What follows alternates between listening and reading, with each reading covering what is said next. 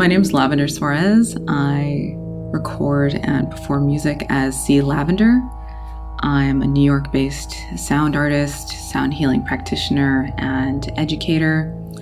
Been creating sonic artworks for around 20 years now. And in the past few years, I've really enjoyed working with spatial audio because it's such an amazing way to truly feature a space as well as help listeners really understand the nature of how sound affects their bodies, which is central to my art practice and my sound healing practice.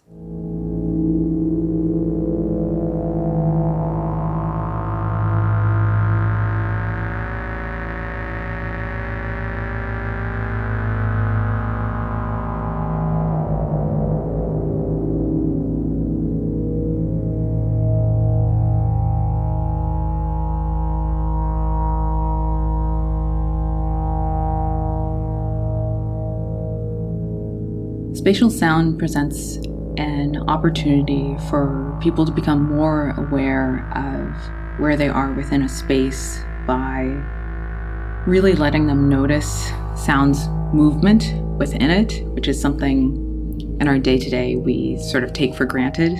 Like our ears are always helping us spatialize, understand what's around us. But when a piece of music or sound sources are really focused through directional speakers, then people really pause and deeply consider where it's affecting them on their body, and not just the element of listening through their ears, but noticing different parts that the sound is interacting with, as well as the various distances and also how it makes them feel when the sound is transversing across them.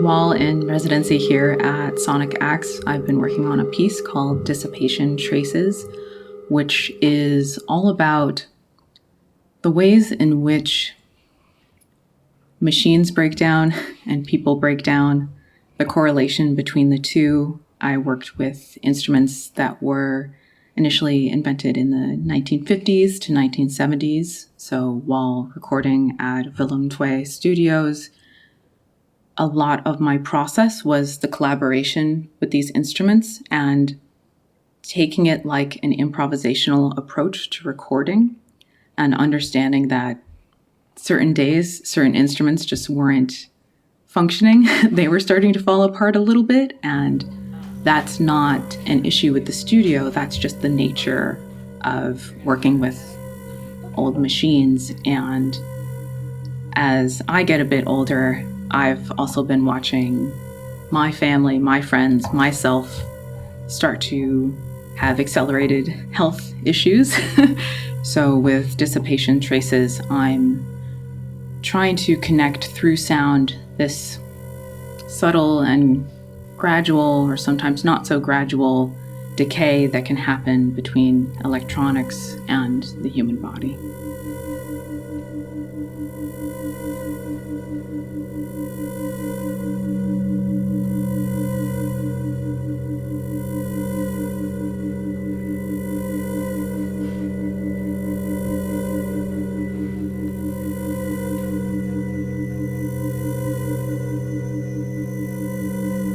When I was thinking of the name of the piece, I was thinking of how when you're born, your whole self, everything is hopefully functioning well. And similarly with a brand new synthesizer or piece of music equipment, it's this brand new shiny thing, and it's like a hole, it's a circle. And this is also about how when we start our life, we have all these huge support systems around us. Everything is there to make sure that we live and have our food, our water, our sleep. There's a lot of support there. But in certain societies, as you get older, you're losing those support systems as well.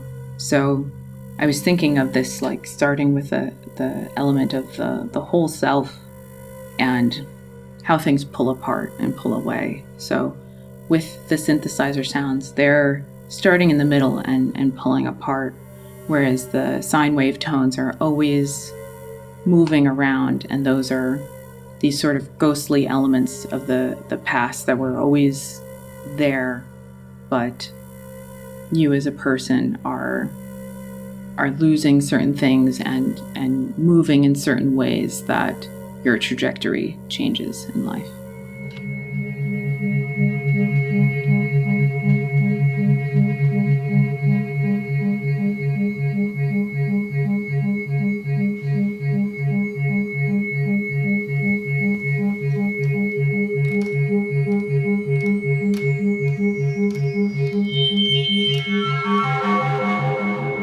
While I was recording at Willem Twee, the first thing I asked everyone there is, what are your oldest instruments? Your most fragile instruments? And that set the foundation of the materials I was going to work with. So the first part of the piece incorporates a lot of what was essentially originally scientific equipment that was then transferred to be used for audio and sound generation. And I was working with pure oscillator sine tones. And in the past, when I've worked with these kind of tones, they were created digitally. I was making them in software, and you're just able to punch in a number and then say, okay, 200 hertz and then 210 hertz. But what was so phenomenal about working at that studio was I was manually turning huge dials and watching a clock on the side that told me the number of the frequencies that I was working with. And that mechanical gesture led to so much more room of fine-tuning and a bit of humanization with these sounds in a certain way. So the second part of recording there was working with two synthesizers, which then created a foundation for the piece to take away some of that hyper-scientific aspect and create a grounding element, create a more musical element for the listeners to find space within these hyper-digitalized tones that are confusing our minds and our ears a little bit. So I recorded with a British design synthesizer called the Putney that worked with different pins and a really fun joystick, which was also very maneuverable. And then the other main synthesizer I worked with was an ARP 2500, which had many different panels as well as 3 different keyboards. And being able to create these drones that set a bit more of the toning and pacing of the piece, whereas the sine wave tones are pulsing quite rapidly, allowed the piece to have more of a softness to it, more of a bed to it.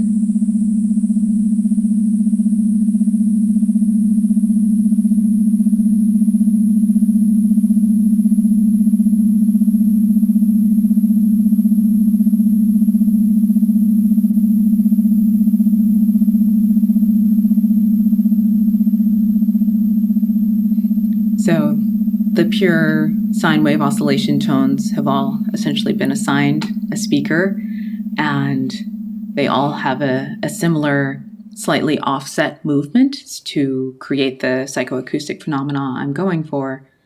And then the synthesizer sounds that I was working with, I have a little bit more play to let them move in swaths of sound, in certain different gatherings of sound.